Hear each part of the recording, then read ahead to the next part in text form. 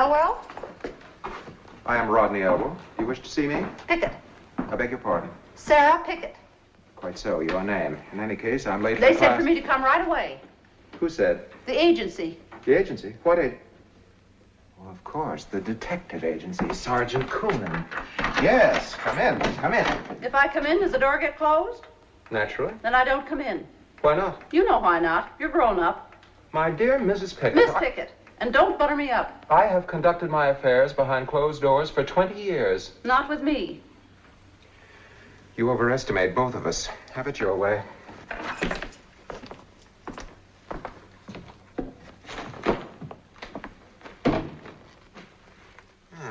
Yes, here we are. You are Rebecca Pickett, is that correct? Sarah Pickett. Quite so. Sarah. Rebecca Pickett is my grandma. Was your grandma? She still is. She's 103. Interesting. She's a liar. Possibly? 108 if she's a day. Probably. Miss Sarah Pickett, you were engaged some 15 years ago by one Noah Pretorius as his housekeeper? That's right. Where? Goose Creek, where I come from. Goose Creek.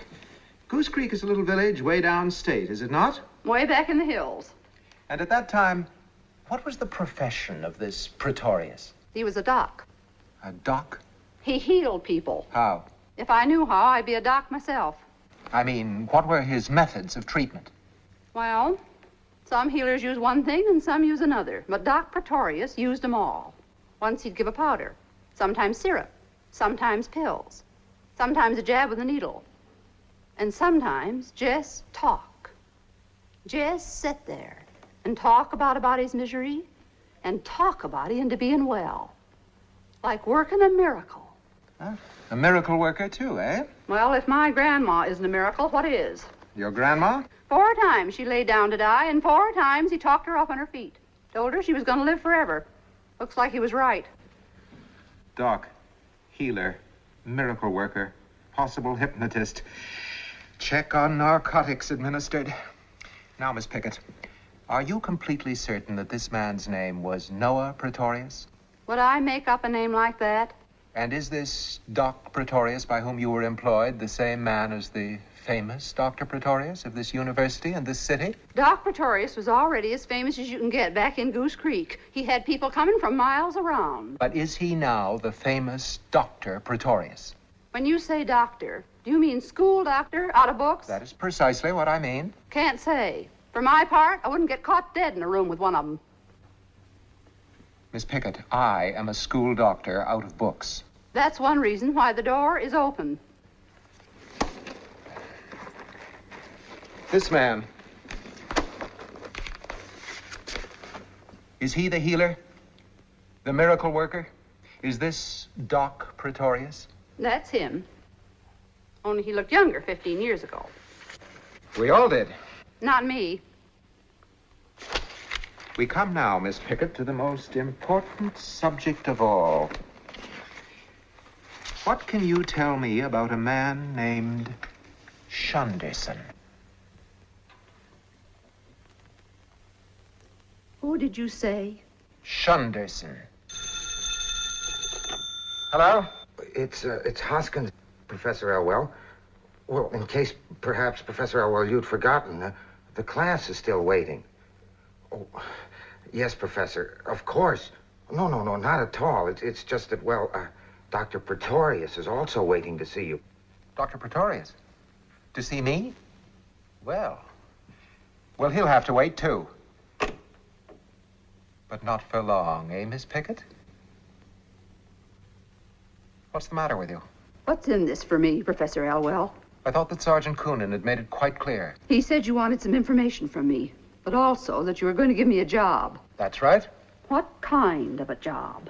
In the dissecting rooms, as sort of a housekeeper. What I want to know is, will the job be worth it? Will the job be worth what, Miss Pickett?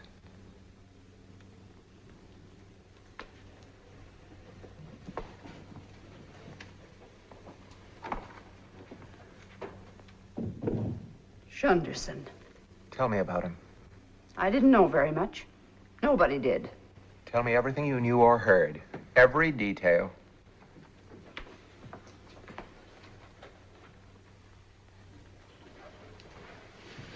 You're a professor, and it's hard to make you understand anything that ain't in a book. Well, most of what goes on in the world ain't in a book. Spare me your philosophy. What about Shunderson? To begin with, we used to call him the Bat. Did it ever occur to you, Shunderson, that skeletons always laugh? Now, why? Why should a man die and then laugh for the rest of eternity?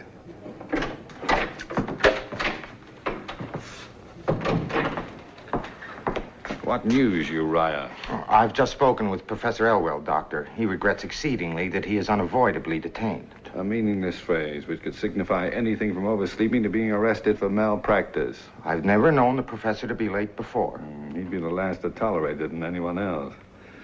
Ah, it saddens me, Uriah. An unmistakable symptom of human weakness. Professor Elwell, of all men.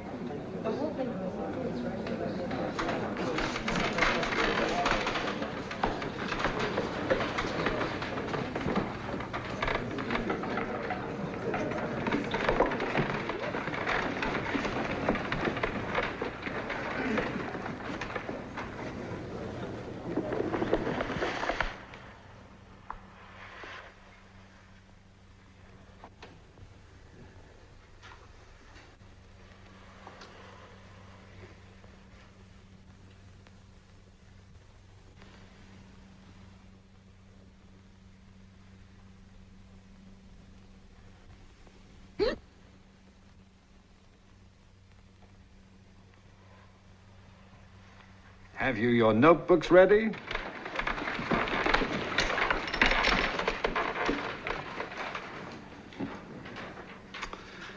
I would be quite unable to give the lecture you came to hear, and I'm not sure you should hear the lecture I'd like to give. Well, we want to hear anything you've got to say, Dr. Pretorius. That's very flattering, thank you. We thank you. The cadaver and I. A cadaver in a classroom. As students of medicine, it's important at the outset that you realize that a cadaver in a classroom is not a dead human being. I don't understand that, Doctor. Anatomy is more or less the study of the human body. The human body is not necessarily the human being. Here lies a cadaver. The fact that she was, not long ago, a living, warm, lovely young girl is of little consequence in this classroom.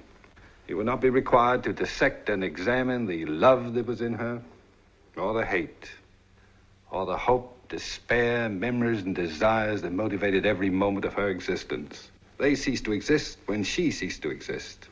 Instead, for weeks and months to come, you would dissect, examine, and identify her organs, bones, muscles, tissues, and so on, one by one. And these you will faithfully record in your notebooks. And when the notebooks are filled, you will know all about this cadaver that the medical profession requires you to know. Oh! Oh!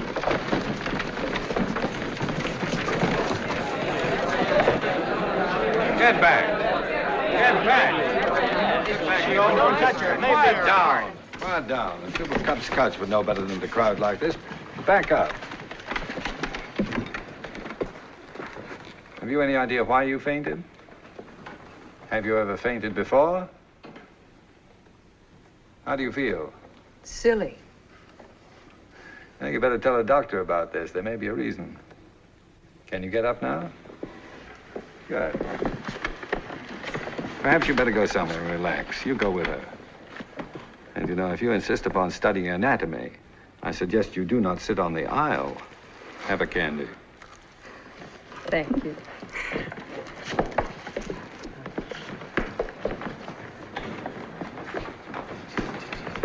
You're not leaving, Doctor. Yes, you are. And please give my thanks to Professor Elwell for the use of the hall. It's been fun. Oh, I can't understand his not being here. It's most unusual. It's an unusual world, Uriah.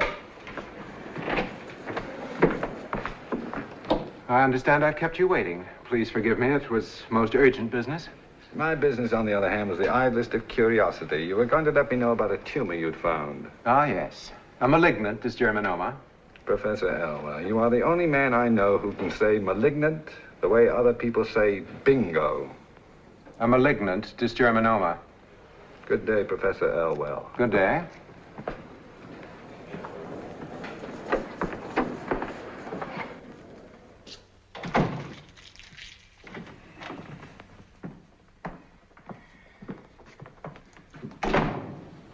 coming back in? Mm-mm. Aren't you going back at all? Mm-mm. Are you going to see a doctor? I guess so.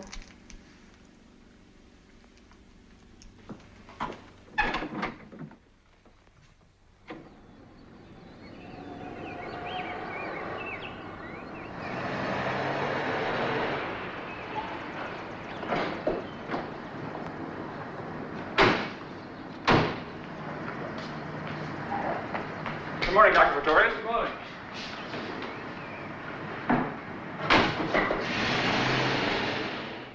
Run another test. How was she when you made this one? Depressed? Cried all through it. Well, when you run it again, call me. We'll have a laugh through the next one. See what happens with a different set of emotional factors. Well, if you like. Dr. Pretorius, a problem's come up about Mrs. Bixby. Mrs. Bixby, I thought she was doing so well. She's nearly ready to go home, but she wants to take her gallbladder with her and a bottle of alcohol. I think that's quite touching. Let her have it. Dr. Pretorius, you know we don't keep gallbladders lying about once they've been removed. Mrs. Pegler, it's highly unlikely that Mrs. Bixby would recognize her own, so why don't you just give her any old gallbladder and make her happy? Doctor, unless all of the patients are served breakfast at the same time, I cannot operate the kitchen with our present personnel. Then hire more people to work in the kitchen. But it is common practice in Miss hospitals. Fillmore, in my clinic, no patient shall be wakened from a health-giving sleep and forced to eat breakfast at a time which pleases the culinary union. But in the interest of good economy. Bad therapy is never good economy. If you must economize, do it in the doctor's dining room. And I will not have all the patients bathed at the stroke of a gong for the convenience of the nurses. One of the reasons for my founding this clinic is a firm conviction that patients are sick people, not inmates. Of course, Dr. Pretorius.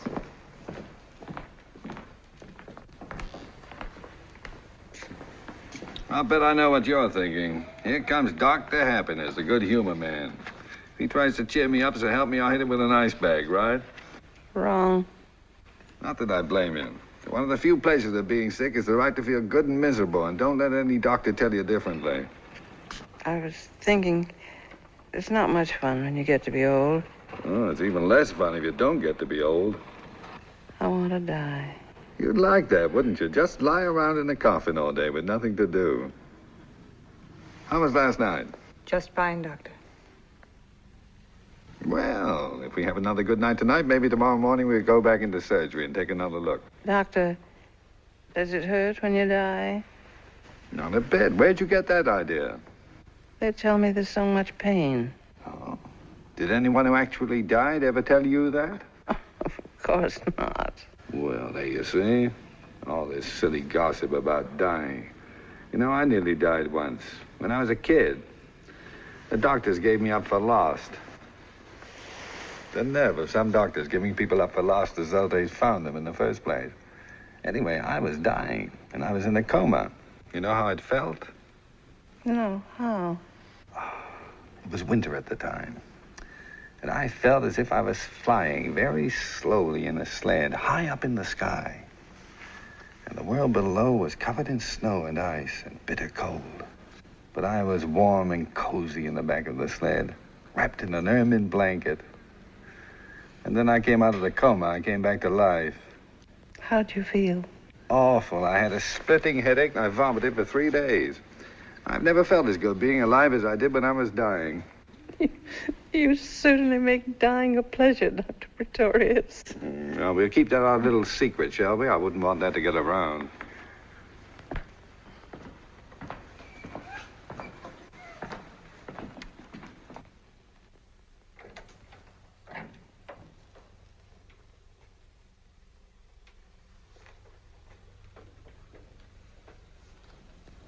Doctor, are you feeling all right? Just my usual twilight sadness. Did it ever strike you that days die pretty much the way people do? Fighting for every last minute of light before they give up to the dark. You think about the strangest things, Doctor. It's my unbalanced diet. Who's waiting? Just one patient left, Mrs. Higgins. She was in earlier today. You had Dr. Beecham run a test and told her to come back. Here's the laboratory report. Thank you. Well, the day will die on a happy note at any rate. Have Mrs. Higgins come in. Mrs. Higgins?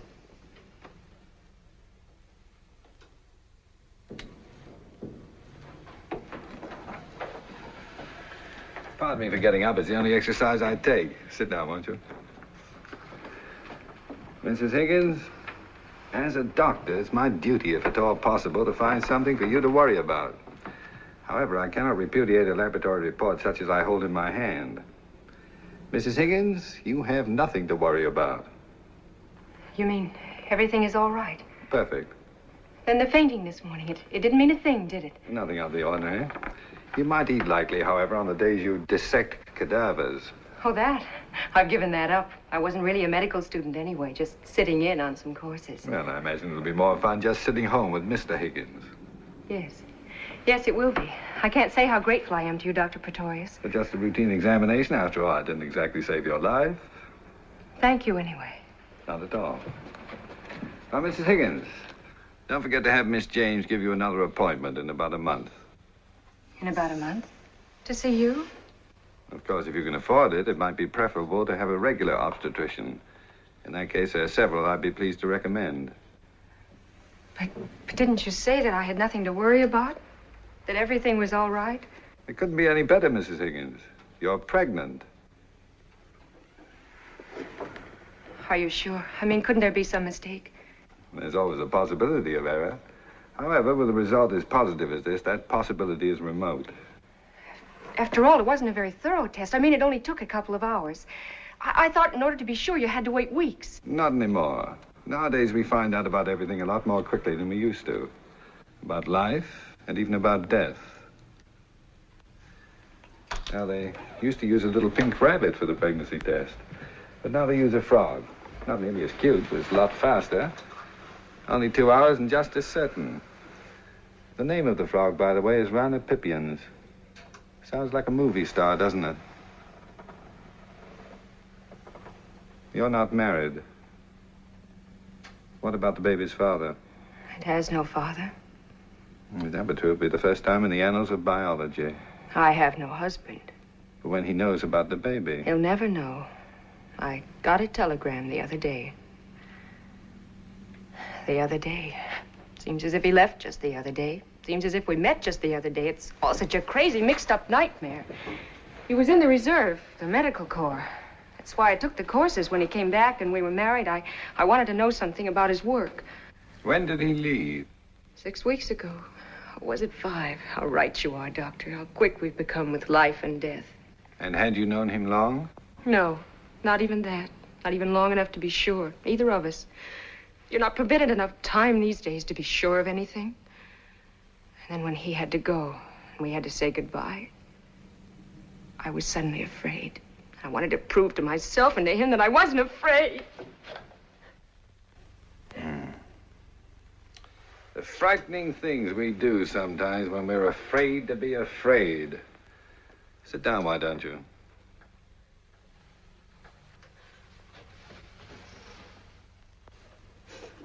What are you afraid of now? I'm not. Then stop behaving as if fear was something to be ashamed of. Stop being such a pompous know-it-all. You don't even know what I'm crying about. Do you? Yes. Miss Higgins. I can't call you Miss Higgins. What's your first name? Deborah. Blow your nose. There's tissue in the top drawer. No, here. Well, I can't speak with as much assurance as I usually do because you just called me a pompous know-it-all. I'm sorry. Don't be. I do get pompous.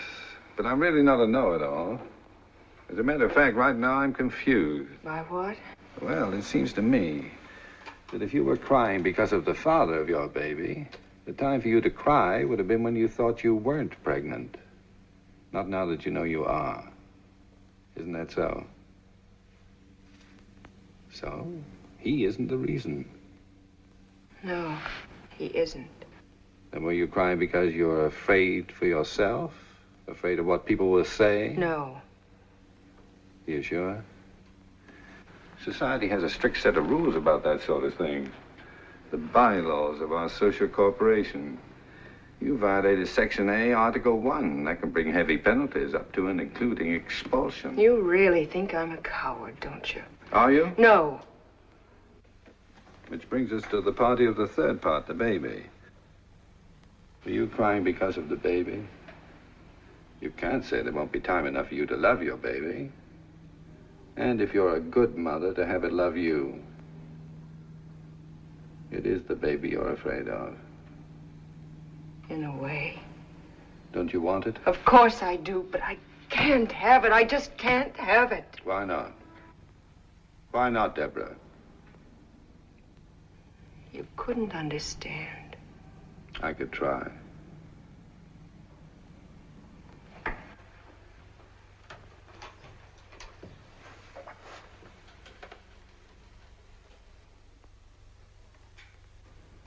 Because of my father.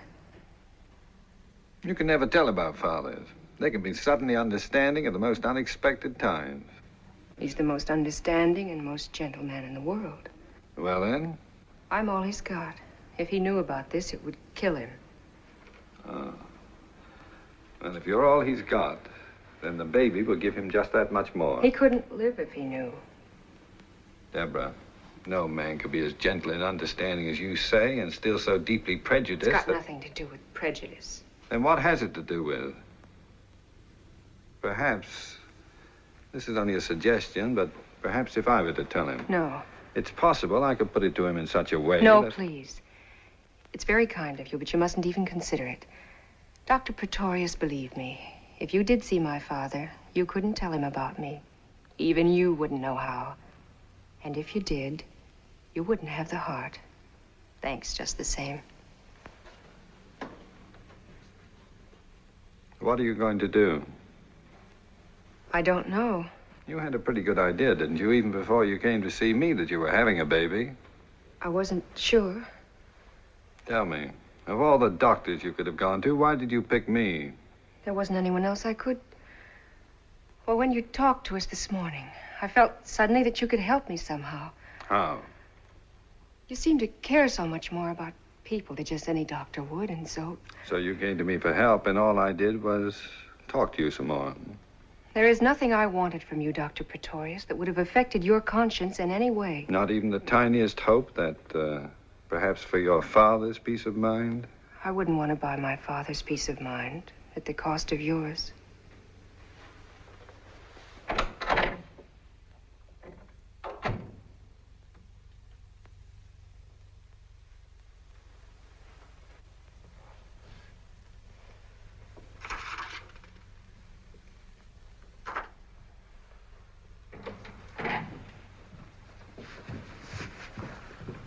Did Miss Higgins make another appointment? Miss Higgins? Sorry, I meant Mrs. Higgins, of course. No, Doctor. She left without saying a word. Sometimes, Shunderson, it seems to me that half the women who come in here want babies they can't have, and that the other half... She's old enough to know what she's doing, and to take what's coming to her. I never want to hear you say anything as idiotic and heartless as that again. But, Doctor, For one thing, you're a nurse, and for another, you're a woman. I'm ashamed of both of you.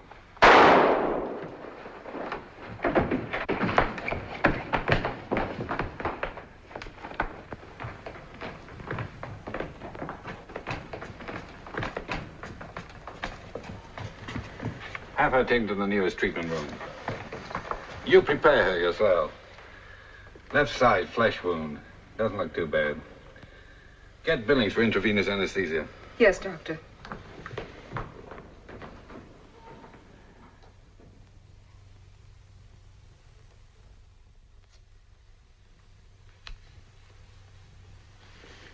Thank you, Billings.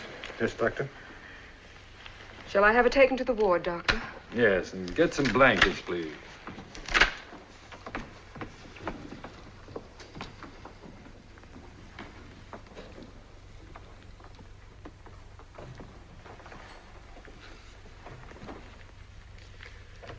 Is it bad? It's a good thing most people haven't the foggiest notion where the heart is actually located. She didn't even come close. Why'd she try to kill herself? I imagine, Shunderson, that when people need help the most, it must sometimes seem as if they're all alone in the world. Isn't that true? Then she'll try it again. She's still all alone. And if there's still nobody to help her, she'll try it again.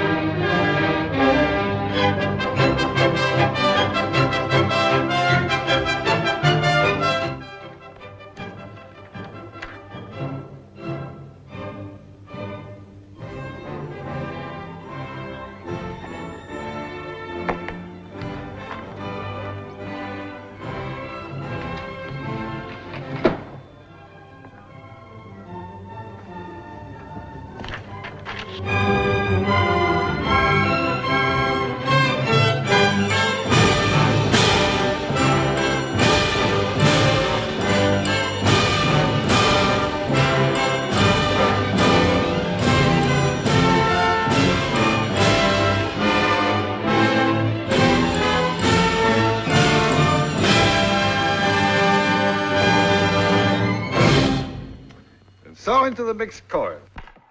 How are they coming along? Just fine, Dr. Pretorius. They're ready to start with you any time now. Good. The sooner the better. Set the first full rehearsal for next week. Well, tonight, for the first time, your attack was not pre-medical. The horns did not sound as if they'd been sterilized. The second fiddle still pull a little. You're still inclined to regard the strings as catgut for sewing rather than for playing. And as for the gentleman on the third bull fiddle, Professor Barker, is there any reason why you, Professor Barker, who live so intimately with millions of neutrons and know them all by name, cannot maintain a simple beat on a bull fiddle? Are you referring to me?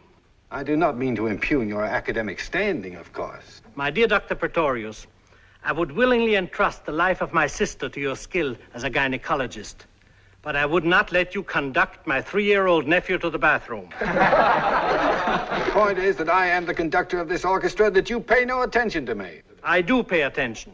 Very well. We shall see.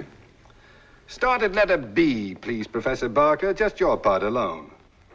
It's going to sound a little silly. After all, the bass viol is not a solo instrument. On the contrary, for one, Serge Koussevitzky has concertized as a virtuoso of the bass viol. Look who's talking about Koussevitzky. Ready?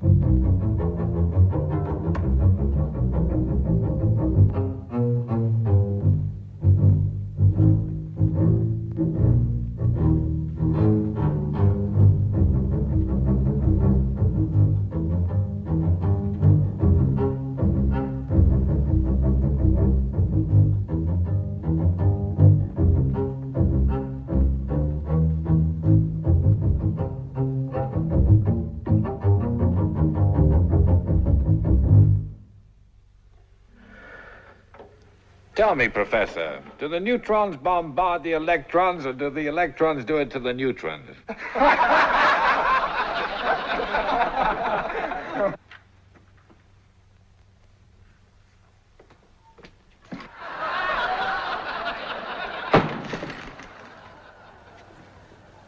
Same time next week. Thank you and good night, all.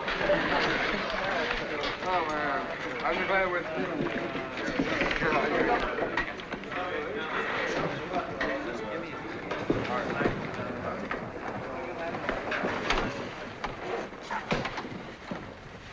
You drive my car home. I'll ride with Professor Barker. Or leave the Canuck first and the rest on the kitchen table. I'll cook them. I don't want you to wait up. You'll make me very unhappy if you don't go straight to bed.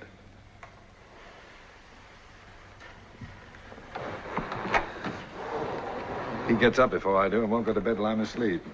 I keep forgetting he can't stand these long hours anymore. Noah, there's something I want to talk to you about. Here and now? Well, it's fresh on my mind. Just for a minute. Sit down.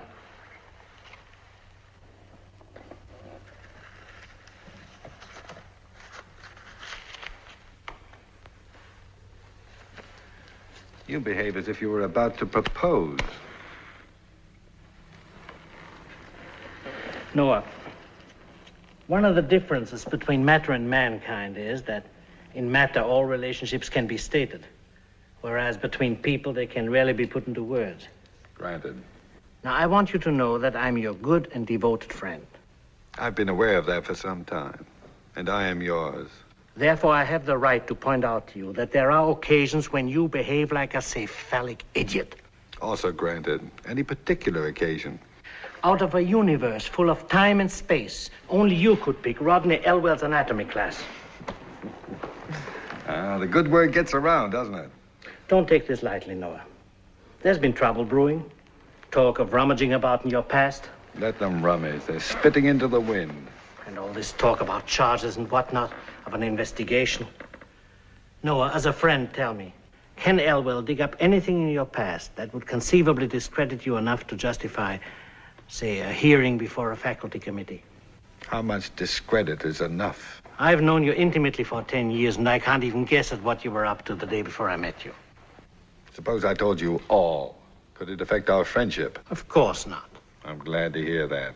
You know, it's not much to have a friend who knows all about you. But one who's a friend even though he's not quite sure, that's worth having. And will you tell me just this? About the bat. The bat? I thought you knew that's what they call him. Shanderson. Who calls him that? Why, the students, the faculty, even the staff at your own clinic. No, I didn't know. There's not a proper name for him. Noah, who is he? A man named Shanderson. Where does he come from? Why is he with you day and night, everywhere you go? I have no right to tell even you anything about Mr. Shanderson. Can Elwell uncover something about his past, or yours, or both, that he can use to make trouble? That depends. Drop me by the clinic first, will you? I want to look in on a patient.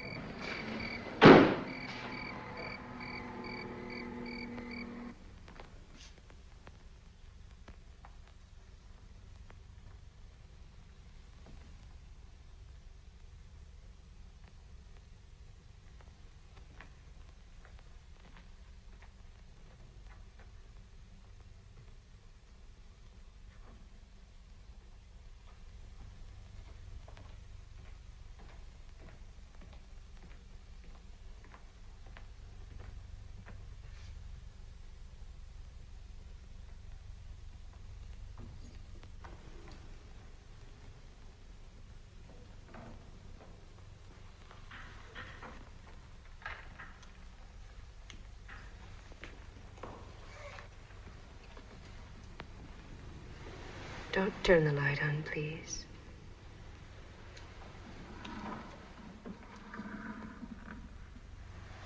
You've been crying again. That doesn't necessarily follow. Well, that's a pretty good guess when a woman wants the light kept off.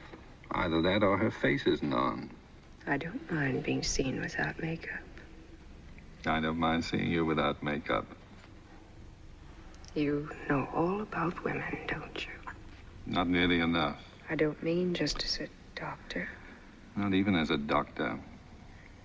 Deborah, I've got something to tell you. And as a pompous know-it-all... I didn't mean that even when I said it. As a pompous know-it-all, it isn't going to be easy. But do you remember the remote possibility that I thought could never occur? About the frog being wrong? Well, the frog wasn't wrong. But you got the wrong frog. It seems the possibility of a laboratory assistant making a mistake is not remote at all. I don't understand. 2 tests were being run at the same time. One had a positive result, and the other negative. Through unforgivable negligence, your report read positive when it should have read negative. Then I'm not having a baby after all. You're not having a baby after all. Sleep well. You've got nothing to worry about. That's what you think. Now what are you crying about? It's just awful. What is? To think I had to go and tell you all about myself and what I did. Now it turns out I didn't really have to. Well, Well, it did you good to have someone to tell it to. But not to you. Why not?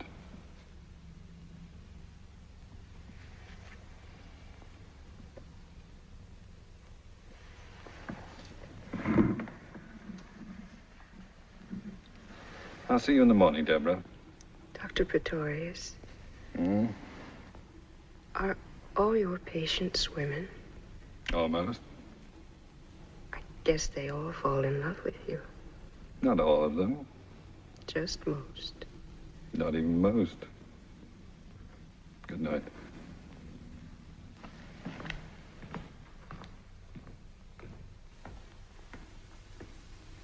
What a mess.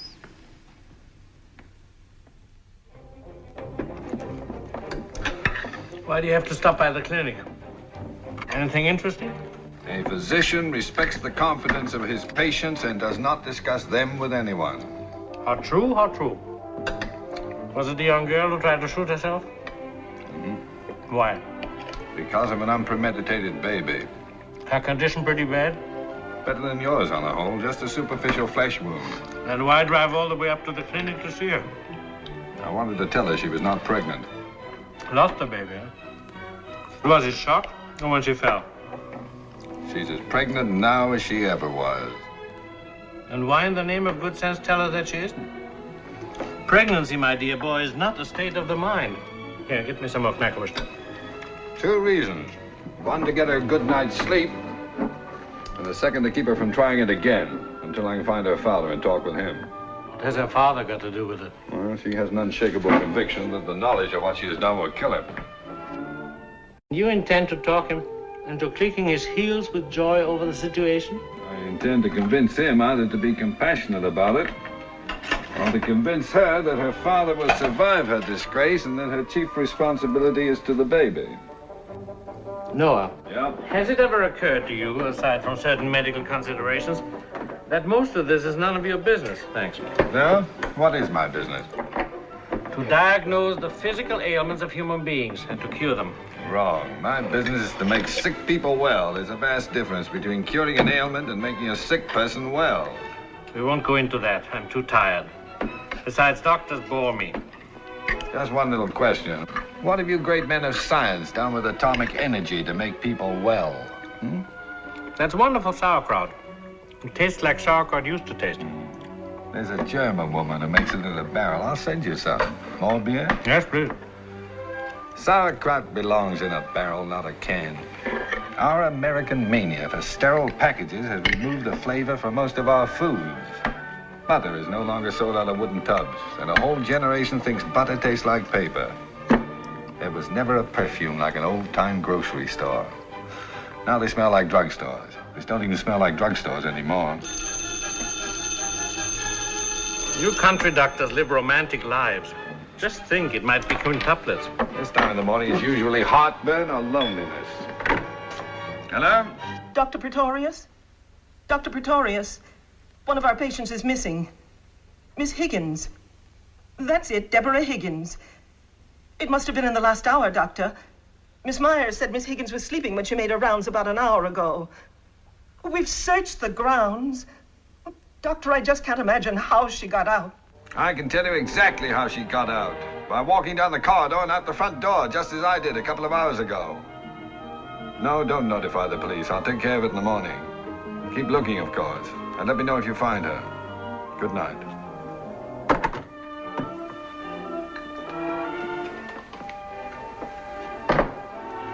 Who flew the coop? The young lady we were discussing? Yeah. Why would she run away? I don't know. But I've got to find her. I should think so.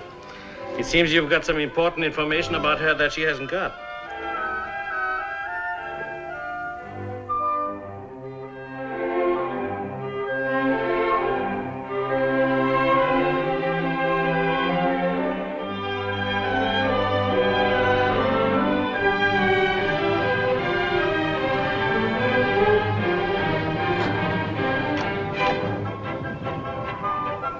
You'd better wait in the car while I ask.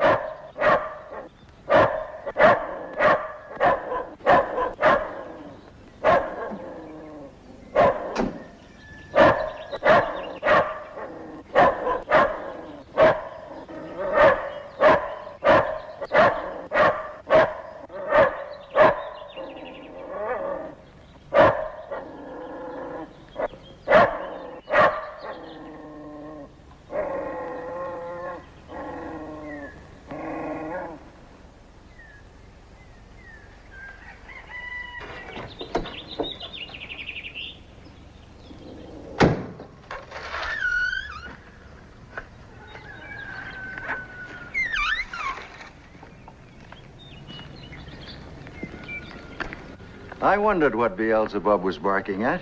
Beelzebub. Beasts like that are usually called pals. I call him Beelzebub because he's an evil dog. Well, I am delighted to meet someone courageous enough not to love all dogs. My name is Pretorius. Dr. Pretorius, this is a pleasure. I'm Arthur Higgins. I'm delighted Beelzebub didn't frighten you away, but I am surprised he gave up so easily. Mr. Shunderson has a way with dogs. Mr. Shunderson? How do you do? Won't you come sit down? Thank you. You're far from a stranger to me, Dr. Pretorius. I've heard so much about you from my daughter, Deborah. Have you? How fortunate you were such good friends when she had that ridiculous little accident. Yes, it was ridiculous, wasn't it? I still do not understand how a woman can accidentally burn a deep welt in her side with a curling iron. Well, it's not uncommon for women, female students in particular, to curl their hair, eat, read, and telephone all at the same time. The results are often disastrous. Yes, I imagine it could have been worse. Much worse. I happen to be devoted to porch sitting. If you'd rather go inside. Oh, this is very pleasant. And I see that you're properly protected against too much fresh air. Don't you believe in the benefits of fresh air? I do not. Nor do I believe that eating fish develops the brain, or that oysters will increase virility. Well, you must tell that to Deborah. She's forever driving me out of the house. You're an unusual man of science, Dr. Pretorius. You're an unusual farmer, Mr. Higgins. But I'm not a farmer. This isn't my farm. It belongs to my brother. I see. Then you're just visiting here. You might say I'm staying here. We need help. Beelzebub crawled in under the ice house and he won't come out. Beelzebub belongs under the ice house. Deborah, we have guests. Yes, I see. Hello, Doctor. Hello, Mr. Shunderson. I was wondering about that nasty little burn you got from the curling iron. It's fine. It's been almost a week, and since we happen to be driving out this way... Happen to be out this way, hours from your clinic in the university? Dr. Pretorius has far-flung interests. Then I'm sure both he and Mr. Shunderson will be interested in joining us for Sunday dinner. No, really, we couldn't impose upon you. Dr. Pretorius must have more important matters. Nonsense. We can't let them drive miles to get here and send them away unfed. We'd love to have you. We'll be happy to stay.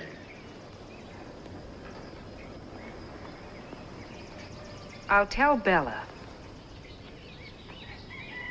Have you been here long? Your father and I have just been getting acquainted. Dr. Pretorius has a way of knowing people very well, very quickly. He's entitled to as much time as he wants. After all, you've told me so much about him. Father, I'm not at all sure that it's good for you to be out of doors. There is nothing healthier than fresh air. You said something about telling Bella? I haven't the slightest intention of leaving here. Bella! It seems also that Deborah has told me a great deal about you, Mr. Higgins. There wasn't much to know, was there?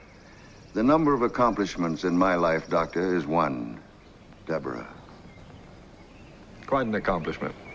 If you don't mind, I'd rather not be discussed this intimately on the front porch.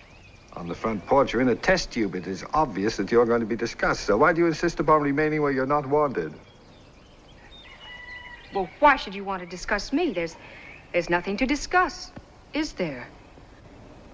Deborah, Dr. Pretorius has not driven this great distance to see Beelzebub or to inquire whether you're being more careful with your curling iron. It's quite apparent that he's come to talk with me. Now, go and tell Bella there will be 2 extra for dinner. Somebody yelled for me? Yes, Bella. These 2 gentlemen are staying for dinner. Mr. John know about it? There's plenty of food. Mr. John better know about it. I'll tell him. He's doing his books now, and he don't like to be disturbed. I'll tell him when he's finished, Bella. Well, I'll put 2 plates on anyway. You left the peas half done. I'll be right in. I would like to help. Oh, Mr. Shunderson. Really, it isn't necessary. Don't let him. It's a good idea. He'll be of great help.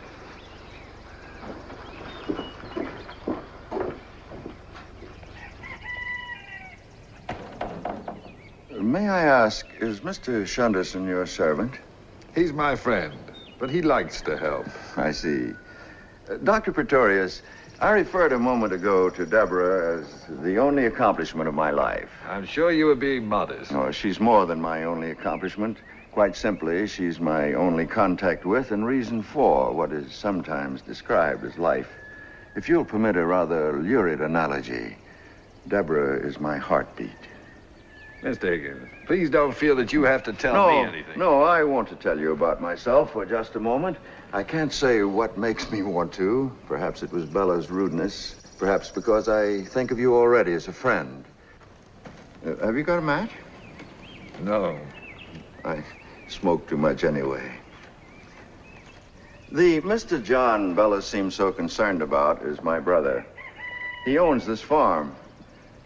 He owns the food I invited you to share, the beds we sleep in, the clothes we wear, Deborah's tuition, and the tobacco in my pipe.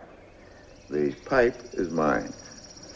I have other possessions, some scrapbooks, thin volume of poetry, mine too. It was published, but it didn't sell, of course. And Deborah, and the memory of my wife. I wondered about her. She died when Deborah was very little in London. That's where Deborah was born. What were you doing in London? I did the same thing, Dr. Pretorius, in most of the major cities of the world. I failed miserably at whatever it was I tried to do. We haven't any matches. What? Oh, it's become a nervous habit, I guess. My brother John never left this farm, physically, mentally, spiritually, or in any other fashion. I don't imagine John's been more than 100 miles from this porch in any given direction. When you left the farm, what did you set out to be? Nothing in particular, except to be as far from here as possible. I remained both throughout my life, far from here and nothing in particular. I was an indifferent journalist, a minor poet, an ineffective teacher, a wretched businessman, unable to provide properly for my wife and child, and then not even for just my child. When my heart gave way, it seemed to me that my functions had achieved a unanimous failure. And so I applied to my brother for permission to return here with Deborah as a complete dependent, which I am in every sense of the word, including being listed as such in his income tax report. And now, if you'll excuse me, I'll ask John about dinner. Perhaps it would be better if you didn't. Please, I'd consider it a favor. Would you like to come inside? No, I'll stay out here for another minute.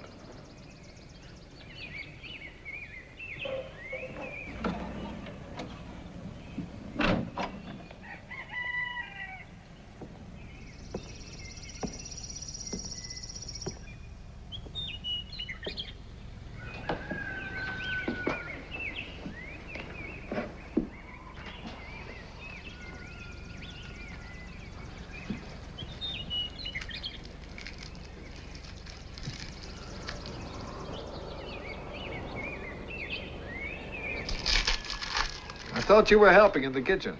The woman didn't want me. I can't say I approve of the company you keep. The dog is frightened and unhappy.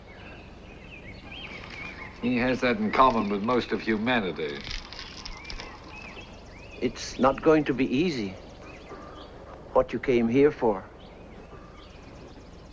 Let's go for a walk.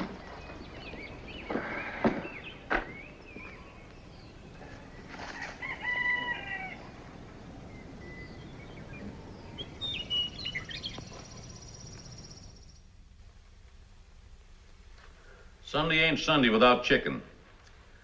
Two things I guess I did every Sunday of my life. Go to church and eat chicken. Don't you ever eat chicken on a weekday? Only on Sundays. But if you like chicken so much, why don't you eat it more often? Because I only eat it on Sundays. Uncle John lives according to a very strict schedule. Two things I live by, the good book and the calendar. I got a day's work to do every day in the year. I take care of my work, and the good book takes care of me. Then you do the same thing every day of every year, is that it? Just like the cows and horses and vegetables. That's right. That's what the good Lord and old Mother Nature put us here for, to do the job they set out for us. Oh. Well, I can't speak for the good Lord, of course, but I know a little about old Mother Nature. If old Mother Nature had her way, there wouldn't be a human being alive. How do you mean that? I mean, among other things, that old Mother Nature tries to destroy us periodically by means of pestilence, disease, and disaster.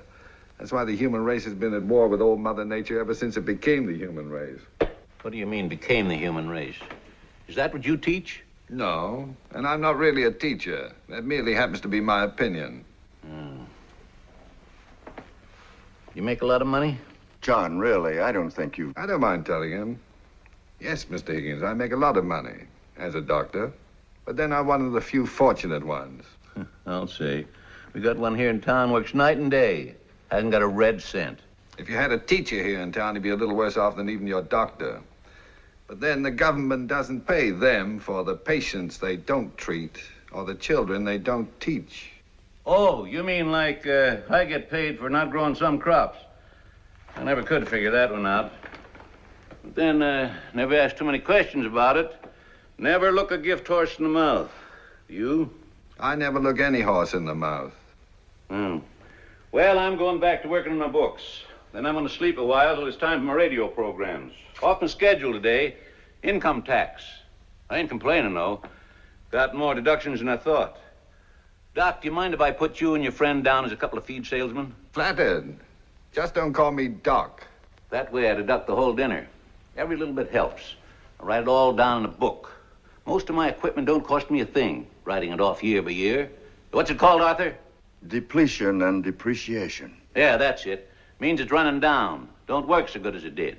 One thing about teachers and writers and such, they have less bother with their income tax than farmers and oil well owners.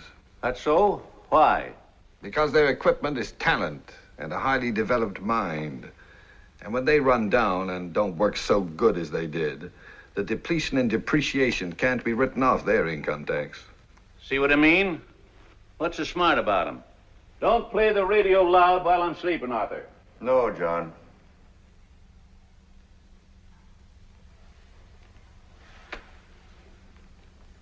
Deborah, why don't you show Dr. Pretorius the farm? I'm sure he'd be interested. Just a lot of depletion and depreciation, that's all. That's it, before it's all written off. I'll get a sweater and meet you outside.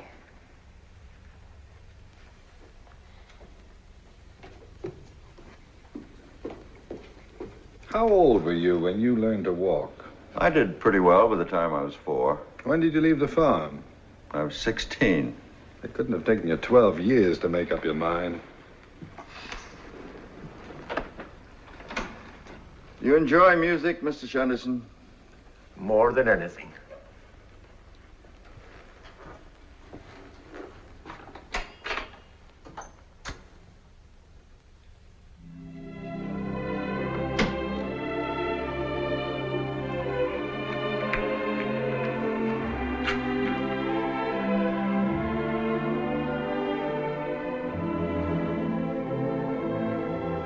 Mr. Shenderson, Dr. Pretorius has come here to ask Deborah to marry him, hasn't he? I wouldn't be surprised.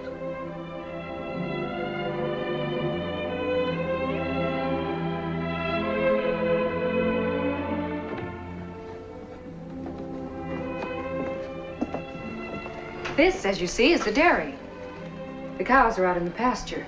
Doing the job the good Lord gave them. Uncle has 8 cows. That's far more milk, butter, and cheese than what we need. He sells the rest in town. That makes it a commercial enterprise, and he can write off the dairy and the equipment and the cows.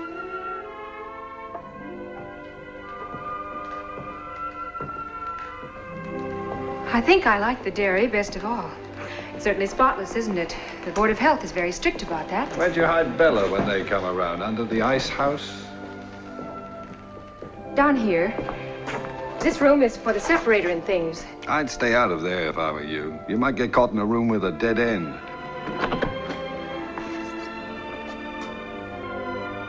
The milk gets certified, you know. According to the amount of butter fat in it. Why did you run away from the clinic? And this, of course, is the separator, where the cream gets separated from the milk. Why did you run away? It works by centrifugal action. It used to be done by just skimming it off.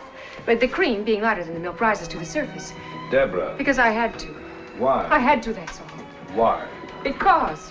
Why? I had reasons. What? They were private and personal. I don't have to tell you everything. Why?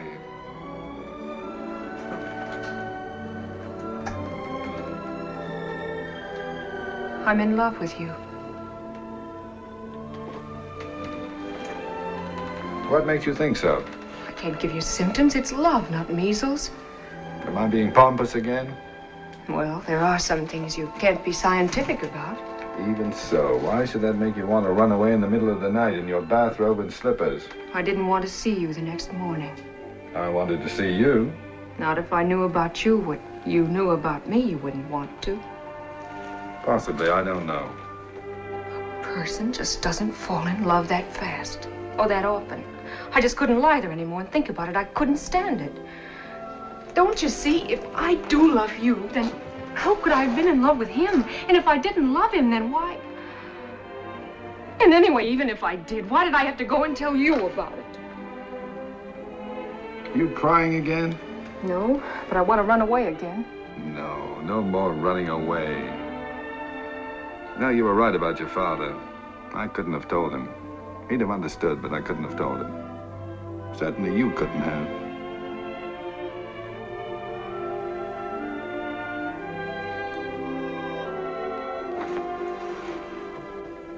Now you tell me something. Why did you come here? What do you mean? It couldn't have been to talk to my father. Well, as a matter of fact, Because if it was, what about? There wasn't anything to tell him, really, was there? Well, no, not really. It was A just superficial flesh wound like mine. You weren't worried about my condition, were you? Of course not. Going to all the trouble of finding me, searching the registrar's records and whatnot. Why did you come all the way out here? I don't know, really. I think you do know. What's your first name? I can't go on calling you Dr. Pretorius. Noah. Why did you come after me, Noah? You know, what you said before about cream being lighter than milk, that wasn't quite accurate. Noah's a cute name. My real name is Ludwig. You see, cream is the oily part of the milk. It's not actually a separate product. I prefer Noah. In homogenizing milk, for instance, the particles of fat become emulsified. I do not want to appear unladylike about this, but I'd feel silly acting coy. So that the cream becomes part of the general body of the milk. With you, of all men. You couldn't have come out here because you wanted to talk to my father. And you couldn't have come out because you were worried about my health. And there comes a time when a patient asks a doctor questions. Why did you come all this way just to see me, Noah? I did have a reason, you know. I know. No, you don't. But it doesn't seem to matter at the moment. You're being pompous again at the moment. You'd be surprised how unpompous. Then what are you being?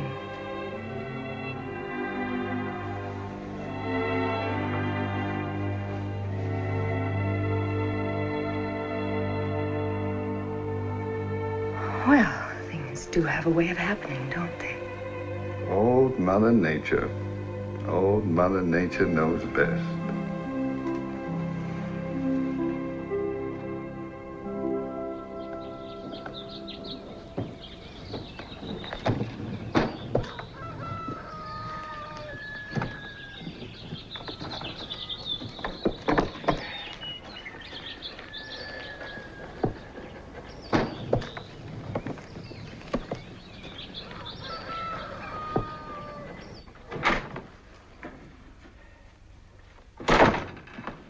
What's Uncle John up to? He's got the radio on full blast. Something about rustlers. It seems somebody rustled 15,000 television sets. Here, use this. Dropping my things out of the window. You'd think I was escaping from a girls' reformatory. There is no reason why we can't just walk out the front door. It's more fun this way. When are you going to break the news to the gentleman farmer? John, during his favorite quiz program, I intend to let him have it as a personal jackpot. He'll be mad. I hope so. I am scared. Deborah, I thought I was going to have to die without seeing you safely out of here and without telling him off. Remember your promise to come and live with us. Of course he will. Much against everybody's better judgment, including my own, I intend to live very happily with you. I'm still scared. There's nothing that John can do to either of us. Oh, she's not scared of John. She's scared of me. Pompous know-it-all. It just so happens that what I'm afraid of is that you don't really want to marry me and that I won't make you a good enough wife. In the first place, I'm not in the habit of marrying women I don't really want to marry. His first name isn't Noah, you know. It's Ludwig. And in the second place, the woman has yet to be born who doesn't in her heart believe she'll make her husband a much better wife than he has any possible right to expect. I just don't want to get married tonight. I don't want a long engagement, but can't I even have one day? We'll be married in New York. That takes 3 days. All right? It's just so I can feel more feminine about it. I must say you're the only man I ever heard of who acts exactly like some poor girl that has to get married. I imagine that as a man, I've come as close to it as any other man who ever lived.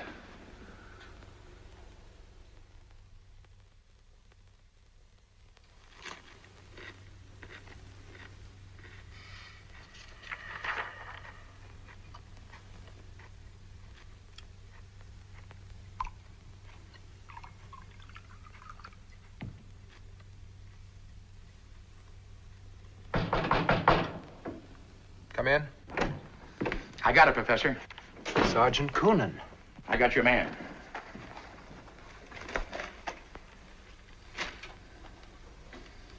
Excellent. Is that the same Shunderson?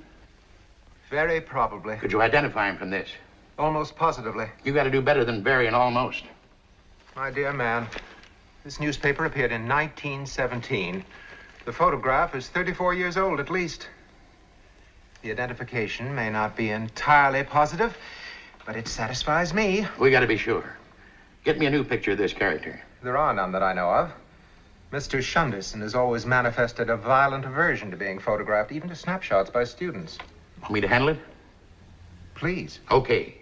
Comes tomorrow, we slap a tail on this monkey.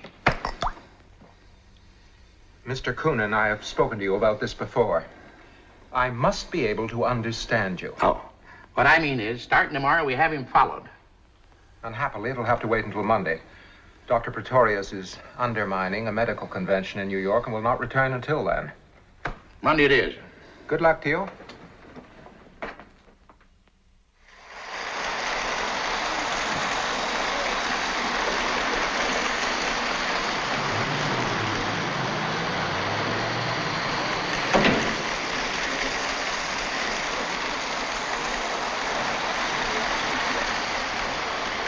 May I be of service to you, madam? Yes, you may. I want to buy an electric train outfit. Very fancy and very elaborate. It's for a birthday. Oh, I'm sure we can find something nice. May I ask how old is the boy? 41. He'll be 42 tomorrow.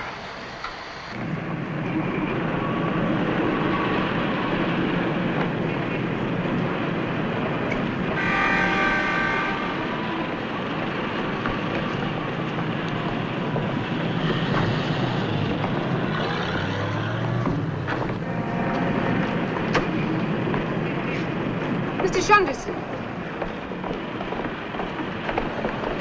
Is anything the matter? No, I thought I saw a friend. Well, if you'd like to go. No, it doesn't matter. Then would you help me with the trains? We've got more equipment than the Union Pacific. Sure.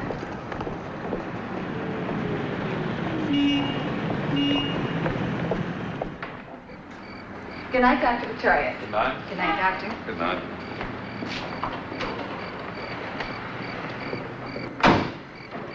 I think you should know.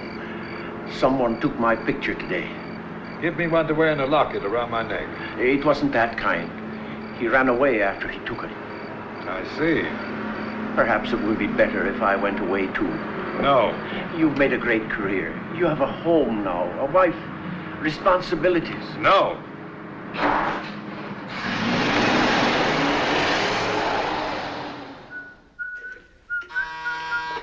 Want me to answer, Mrs. Pretorius? Oh, don't bother, Anna. Mr. Shunderson's somewhere out front. He'll get it.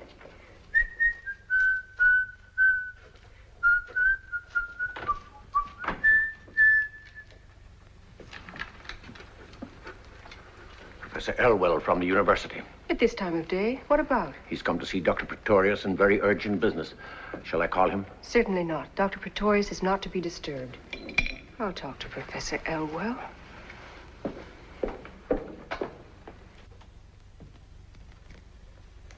Good evening, Professor Elwell. Mrs. Pretorius?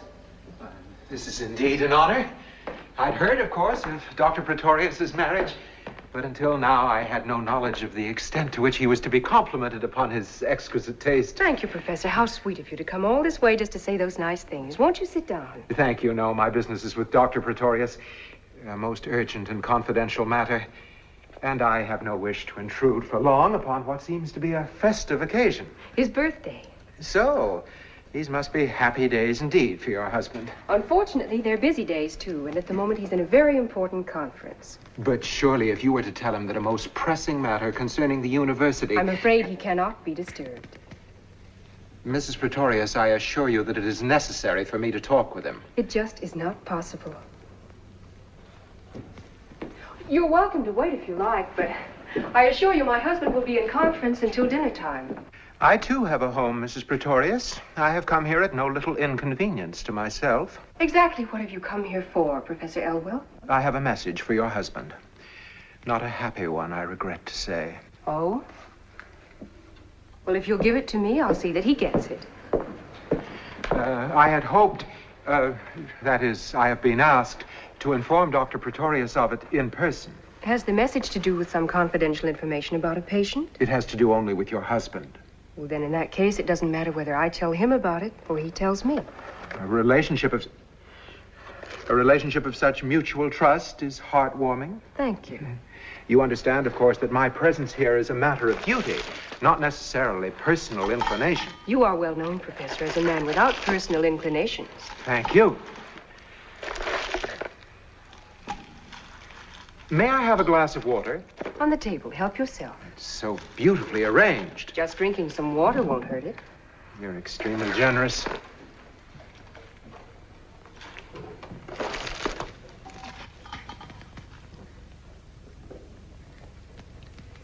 Mrs. Pretorius, there have been for some time now persistent, but obviously unreliable rumors about your husband. About women? About the circumstances under which he has practiced medicine. About his methods. And certain events, both past and present. Oh, that. And in view of certain disclosures, unfounded, of course, which have come to light recently concerning both Dr. Pretorius and his most intimate associate. My husband is intimate, only with me. The dean of our university has asked me to present to Dr. Pretorius a list of the charges that have been brought against him. Who brought these charges? Dean Brockwell invites your husband to disprove these charges. In confidence, of course. Should your husband be unwilling to accept this offer of a private hearing, then the dean will have no recourse other than to summon Dr. Pretorius before a faculty committee for an open discussion of the charges in question. They must be pretty serious. What are they? I'm not privileged to reveal them. But you know what they are. Unhappily, I do. This must be a great strain on you, Professor.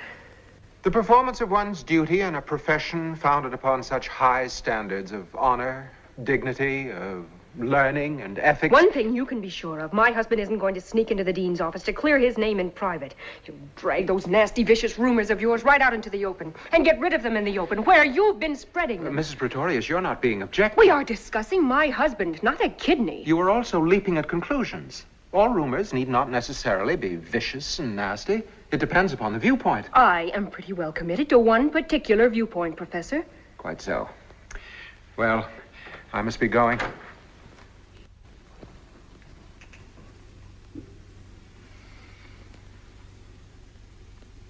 I admire your courage and faith. Most women would be perhaps apprehensive. Most women are not married to my husband. True. Whatever he did for good and sufficient reason, even if it turns out he murdered somebody.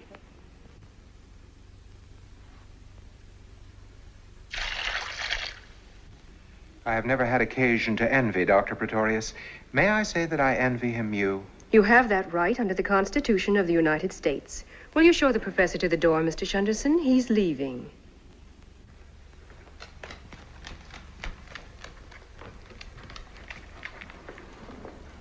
Thank you for your hospitality. Drop in any time.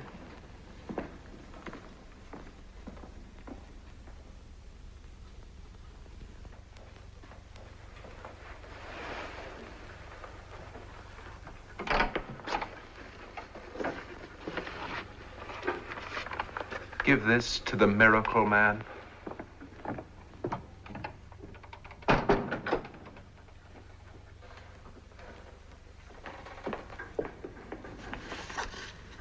I'll take it to him.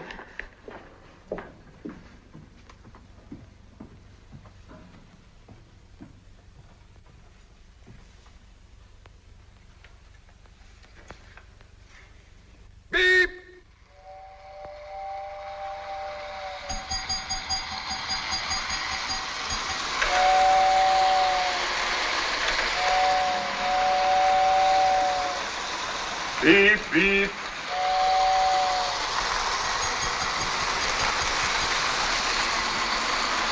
Beep, beep, beep.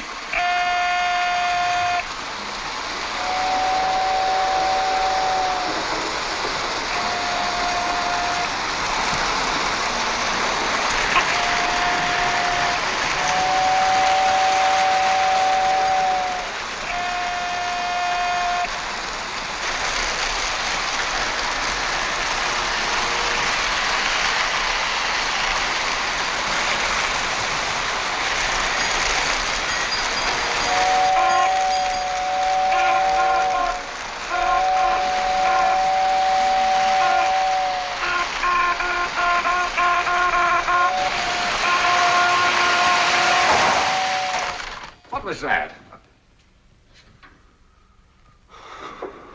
Darling. Professor Lionel Barker. What happened? What happened? Did your train leave on beep, beep, or beep, beep, beep? Beep, beep, beep. Your signal was beep, beep. Arthur's signal was beep, beep. Mine was beep, beep, beep. We'll soon find out about that. It was beep, beep, beep, and... What a bloody mess. And whose fault is it, my fine atomic friend? You can't go around smashing everything you see. You know everything isn't atoms. Yes, it is. Not for smashing it isn't. Not in my house and not my train. Deborah, get out of the way before Professor Barker smashes you. He's on a smashing bed. Darling. Beep, beep, beep. Those were your orders. What was Beep, your beep, signal beep. to dispatch Beep, your beep, train? beep. Beep, beep. I told you so. Mine was beep, beep, beep. Beep, beep. Arthur, yours was beep, beep, beep. Beep, beep. Beep, beep, beep. Beep, beep. Now look, they're my trains and I'm the chief dispatcher. I know how I set them up. Beep from me, beep, beep from you, and beep, beep, beep from Arthur. What difference does it What make? difference does it make? Look at this disaster. In case of disaster, the responsibility remains with the chief dispatcher. And in a catastrophe like this, he either resigns or blows his brains out. I refuse to be held accountable for the inability of two idiotic assistants to remember two simple signals. I consider your high-handed refusal to accept the testimony of two responsible men as worse than idiotic. Under the circumstances, I consider it criminal. Your signal was beep, beep, beep, and you know it was beep, beep, beep. Noah! Deborah, I leave it to you, but remember you're Deborah, my wife. I am your father. Yes, and I'm not a related to you by blood or marriage. These trains were supposed to leave these various rooms at various times. Following routes on these tracks, and then return to the room box. They suited. He began to issue...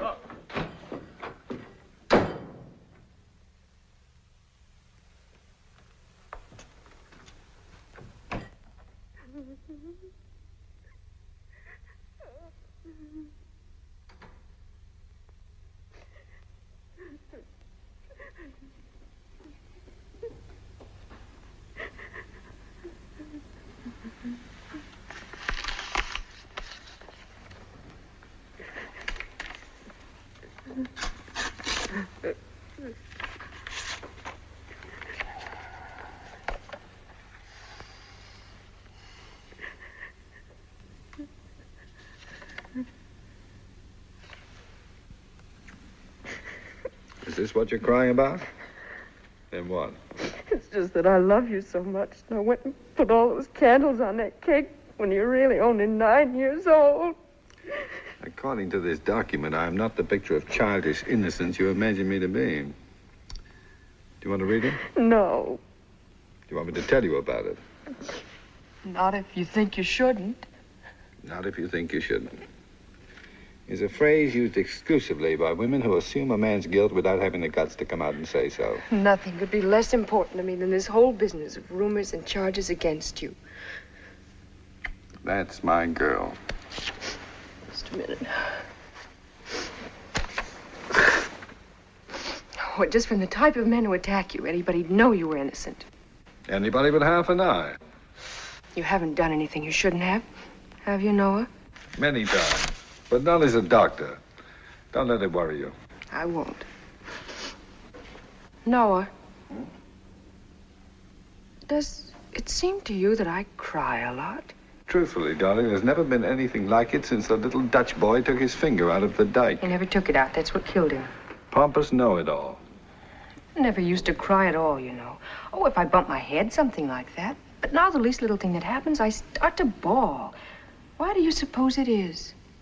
Why do you suppose it is? Well, I get upset so easily these days, and I used to be, well, if anything, sort of calm, even placid about things. What did you say the name of that frog was? What frog? The one that gets pregnant in 2 hours. The frog doesn't get pregnant, darling. It just shows certain indications. Well, I'm beginning to show certain indications. Anyway, I think I am. I feel so silly talking to you about it. No, I understand. It's the kind of thing you'd rather discuss with a doctor.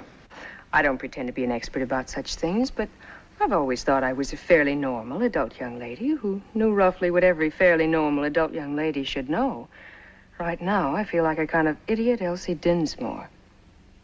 What seems to be your problem, Mrs. Pretorius? I'm confused. I can't figure anything out. I'm all mixed up. Heaven knows, after all I've been through these past few weeks, I've got a right to be, but not this mixed up, not this confused. Married exactly 2 weeks and 3 days. Noah, darling, forgive me for being little Nell from the country about this, but is it possible that I could be having a baby already? Little Nell, Elsie Dinsmore, or Catherine the Great. It is entirely possible. Well, if it's possible, then you should be the first to know. It is also probable. Do you mind? Comes the dawn, I'll stand on that windowsill and crow. Comes the dawn next December, you'll be walking the floor with it. Next September. December, dear. September. Now you're getting mixed up. This is April. December. September. My dear Dr. Pretorius, unless they've changed the rules about how long it takes, or unless there's a new way to count, I make it December. Oh, there's nothing wrong with the way you're counting. You're just not starting back far enough. Well, how can I possibly start any farther back than... No. Oh, no.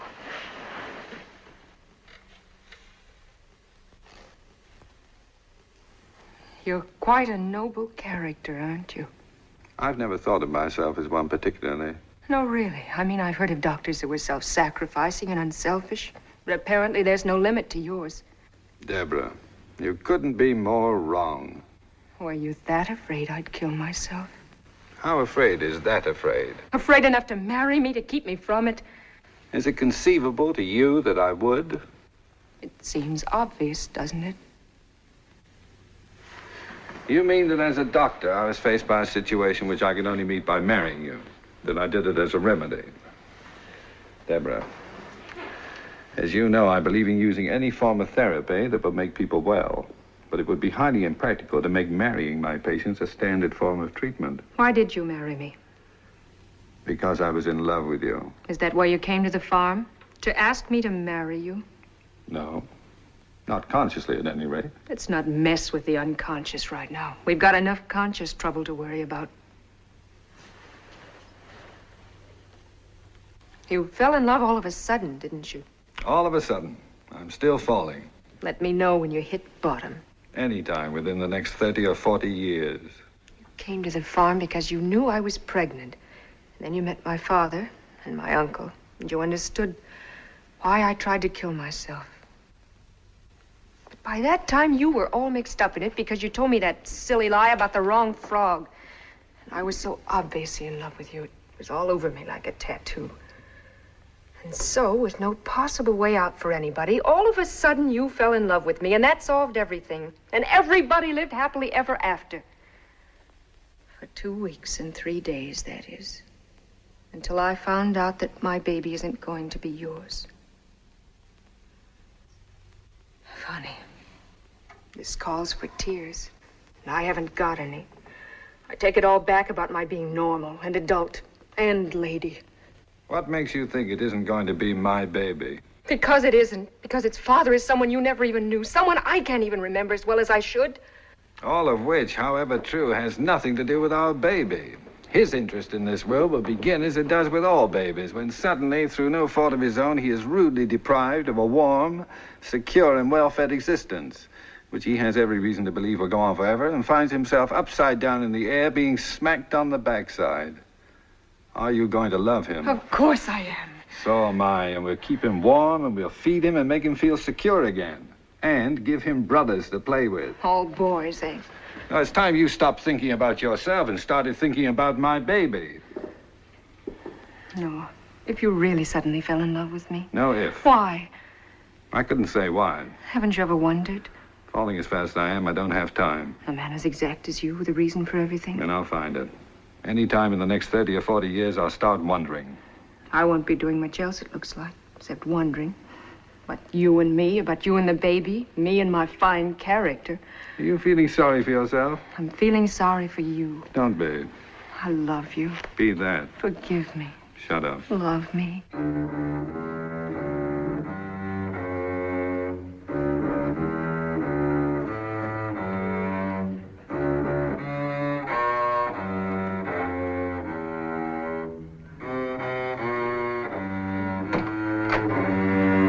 Dinner is served. I have forbidden you to bring that disgusting echo chamber into my house. As your friend, it is my duty. Am I not the master in my own house? To provide for your wife some contact with a world of sensitivity of which you have no knowledge. Here, here. A happy birthday to you. Happy birthday to you. Happy birthday, dear Noah. Happy birthday to you.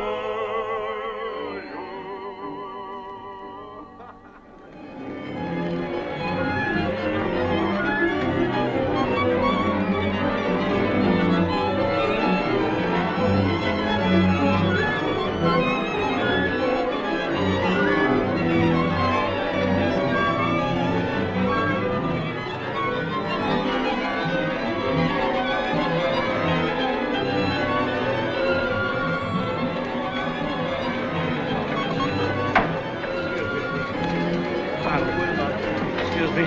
Sorry. Pardon me. Lionel, Oh, I'm late. the hearing must have started. Why aren't you there? No, not yet, but in a second. Now, you mustn't be nervous. There's nothing to be worried about. Oh. Just see to it that they get it over with quickly. Such nonsense. May I?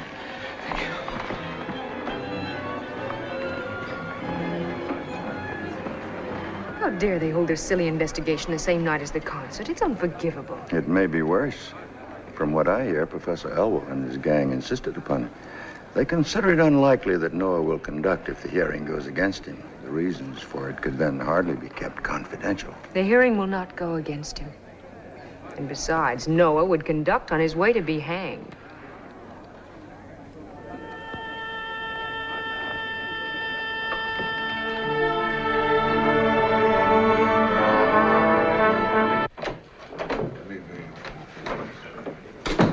Terribly sorry, gentlemen. It was unavoidable. My apologies. Well, now that we're all here, shall we begin? It is my intention, gentlemen, to conduct this hearing informally. Dr. Pretorius, wouldn't you like to sit closer? Thank you. I prefer to remain as remote as possible. I suggested it merely to avoid having our discussion take on the appearance of a trial. I appreciate your thoughtfulness, but I consider this trial to be a trial. I have no intention of regarding an investigation of my methods and myself as a cozy little chat among friends. Hear, hear. Huh? Professor Barker, I will have to insist that no one speak without being recognized by the chair. I am by nature a man who interrupts. However, I shall try. Thank you. Dr. Pretorius, may I suggest to begin with, in order to avoid both the embarrassment and time involved in examination, that you give of your own accord a pertinent account of your life and professional activities prior to your arrival in this city and this university. I prefer to be questioned. Why? Because I do not intend to tell things about myself of my own accord, which are nobody's business but my own. They are the concern of the entire medical profession. Be recognized. You too, Professor Barker. Your objection is understandable, Dr. Pretorius. Professor Elwell, you may begin your questioning. My colleagues have appointed me to speak in their name. I hope I may prove worthy of what is not only an honor, but a grave responsibility. Dr. Pretorius, will you stipulate and agree to abide by the verdict of this committee? I would do nothing of the kind. Why not? Because I don't know what the verdict will be.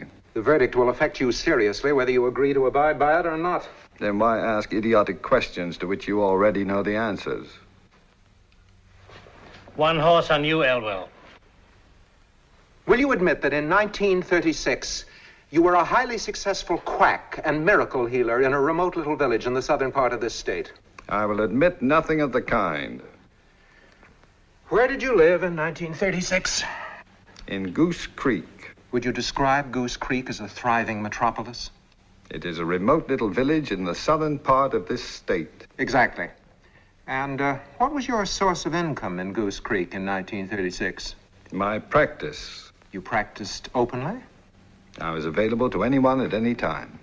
I mean to say, did you set up practice as a doctor of medicine? When I came to Goose Creek, I had my degree as a doctor of medicine. I did not, however, display my MD upon my door. Upon your shop door? I beg your pardon, his shop door. Isn't it true, Dr. Pretorius, that in that remote little village called Goose Creek, you opened a butcher shop? An honorable trade, if ever there was one. In itself, unimpeachable. But what did you sell in your butcher shop? Meat, at cost. At cost? Without profit? Then how did you make your living? I made sick people well. Uh-huh. Mm-hmm. Why should that startle you? I still do. Do you deny that at that time your patients were under the impression that you were a butcher and not a doctor? Do you prefer the impression given to their patients by so many of our colleagues that they are doctors and not butchers? Bravo, bravo. Dr. Pretorius, won't you admit that your practice flourished in Goose Creek because you took advantage of the ignorance of its backward inhabitants, of the pathetic willingness of those poor people to rely upon a belief in miraculous cure rather than scientific knowledge, and because of the readiness with which so many people will prefer the glamorous quack to the licensed practitioner? Despite your definition of a quack as someone who does not practice medicine according to your rules, Professor Elwell, the fact remains that a quack is an unqualified person who pretends to be a doctor. I was a licensed practitioner and therefore not a quack. And as to the willingness of those so-called ignorant and backward people to rely upon the curative powers of faith and possibly miracles too, I consider faith properly injected into a patient as effective in maintaining life as adrenaline, and a belief in miracles has been the difference between living and dying as often as any surgeon's scalpel. That is not the issue under discussion. It is precisely the issue. Whether the practice of medicine should become more and more intimately involved with the human beings it treats, or whether it's to go on in this present way of becoming more and more a thing of pills, serums, and knives, until eventually we shall undoubtedly evolve an electronic doctor. The issue at hand is quite simply that you amassed a fortune by treating sick people who believed that you were a miracle-working butcher. I could not have amassed that fortune unless I had made an enormous number of sick people well. All this folderol, as I see it, has got nothing to do with the ethics and honor of our profession.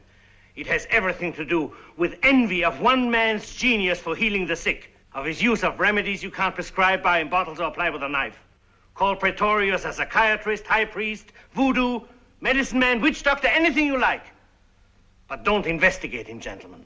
Learn from him. Professor Barker, it was understood you would not interrupt. I'm sorry. You can strike my remarks from the record. I'm sure you all agree with me anyway, so why don't we call this whole silly thing off and start the concert?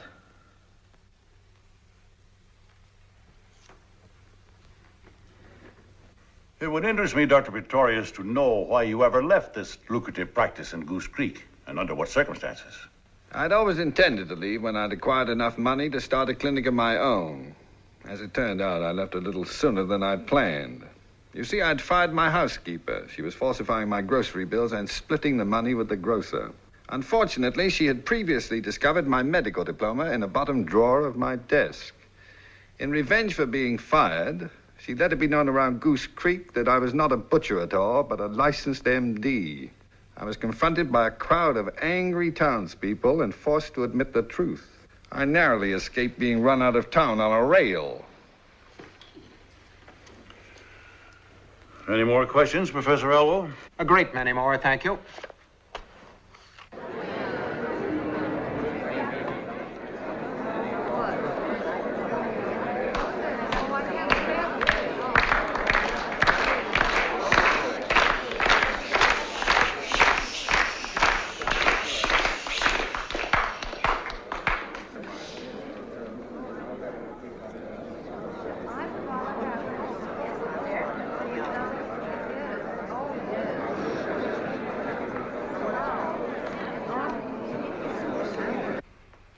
Professor Barker, May I point out that these monkey shines are seriously delaying the concert of our student orchestra? Our concern here is the future good and welfare of our students as doctors of medicine, not as troubadours. Were you recognized? Professor Barker, we're all concerned about the delay of the concert. The fact that this hearing conflicts with it is a most unfortunate coincidence. You don't believe that any more than I do. Continue, Professor Elwell.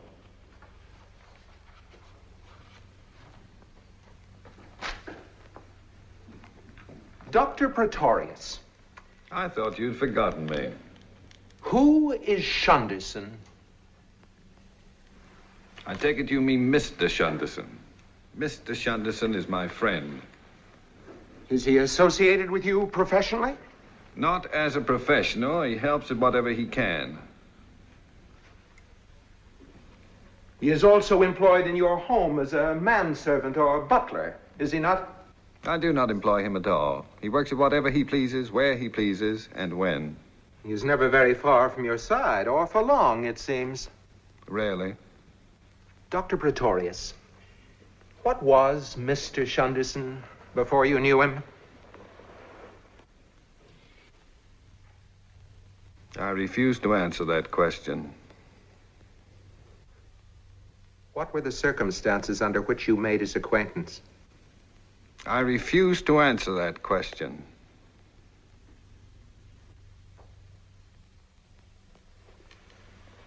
You have always evidenced a remarkable tolerance for this strange and mysterious man.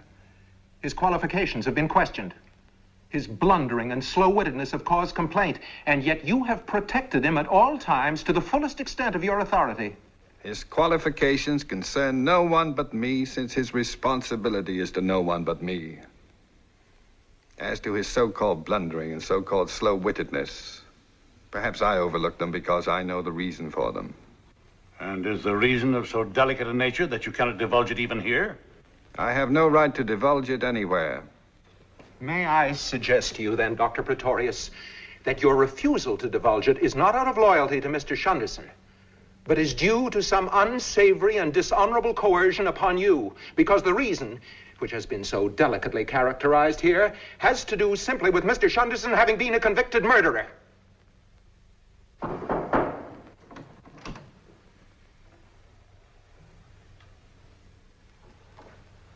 What are you doing here? I was listening through the door.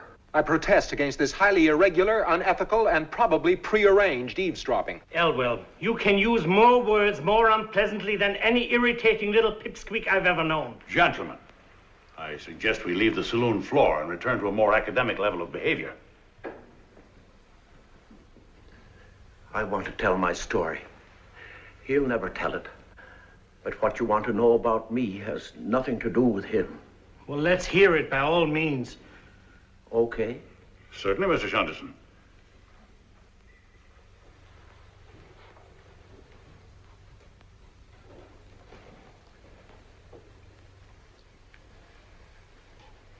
Okay.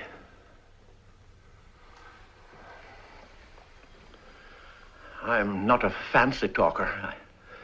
I don't know a lot of words. That alone is a welcome relief. Well, now, Don't start with well now. Where should I begin? Tell them when you were condemned to death for murder. The first time? Of course. Well, the first time was in Canada in 1917. It was Christmas. It wasn't a very Merry Christmas. Don't editorialize, just tell the facts. I had a sweetheart and a friend. We were very close, the three of us. We went everywhere together. Well, this one time we went mountain climbing. My sweetheart couldn't climb very high, so she stayed behind at a hotel while my friend and I went on. We didn't get very far before we started to argue. I don't remember what about. We always argued, as friends do. But this time he hit me with a rock. So I hit him with one. Not too much detail. Anyway, we had a bloody fight, and he ran away.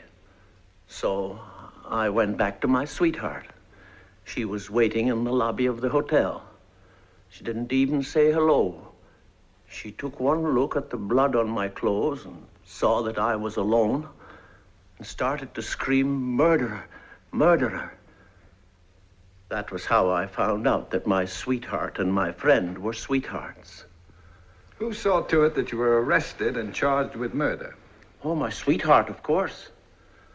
Her testimony and the blood on my clothes were enough.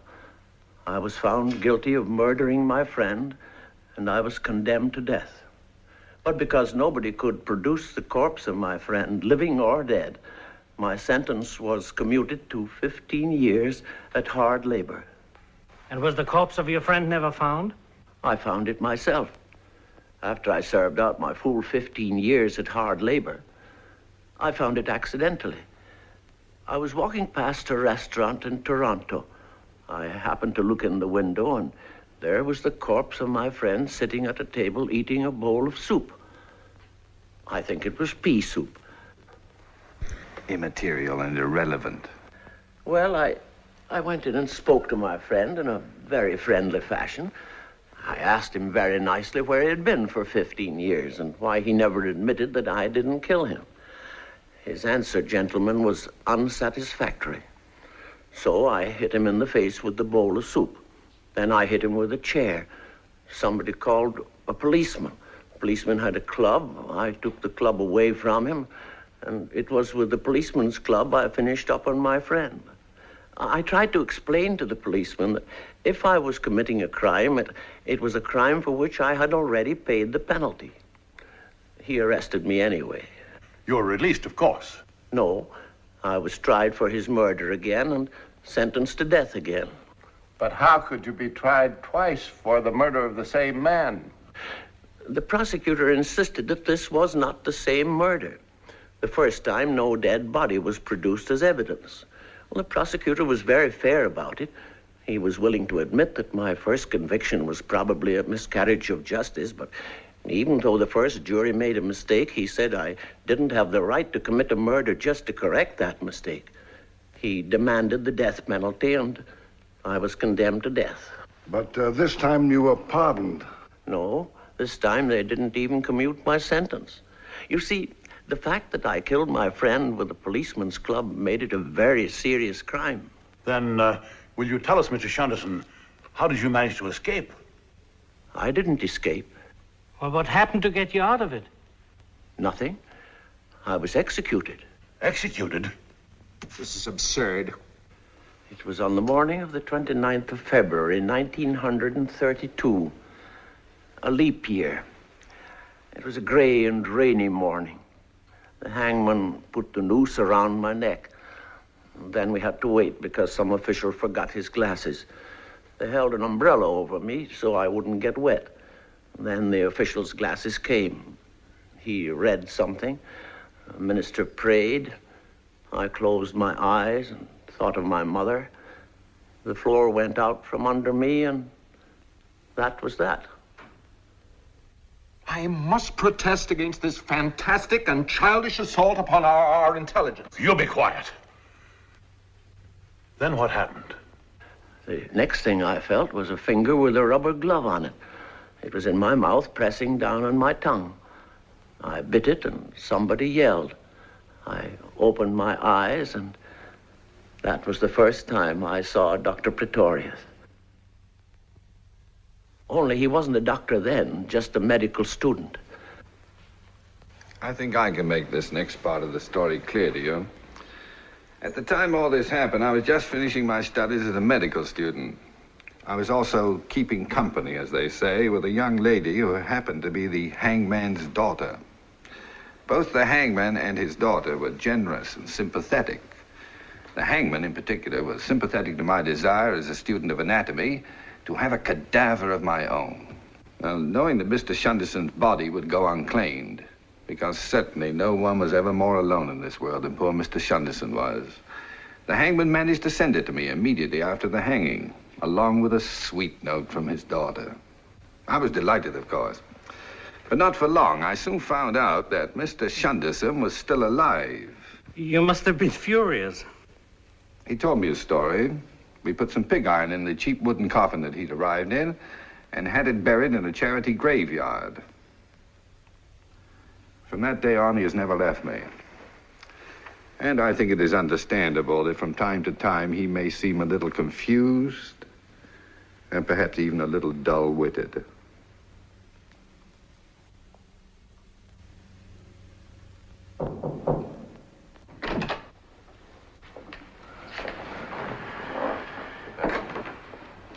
I don't mean to intrude too much, gentlemen, but I'm sure that by now you must have made up your minds. Deborah, a wife simply does not come barging into a room when her husband is being investigated. After all, if he's innocent, he's late for the concert. And if he isn't, well, he'd better start conducting anyway, because he may have to earn his living at it. I am of the opinion the hearing is at an end. Do you agree, Professor Elwell?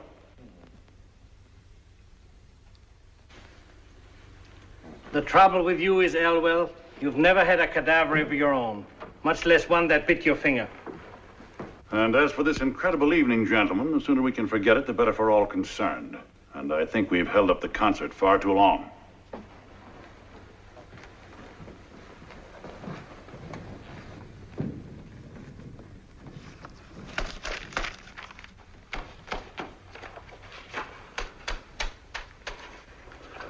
Professor Elwell, you're a little man. It's not that you're short, you're little in the mind and in the heart. Tonight you tried to make a man little whose boots you couldn't touch if you stood on tiptoe on top of the highest mountain in the world. And as it turned out, you're even littler than you were before.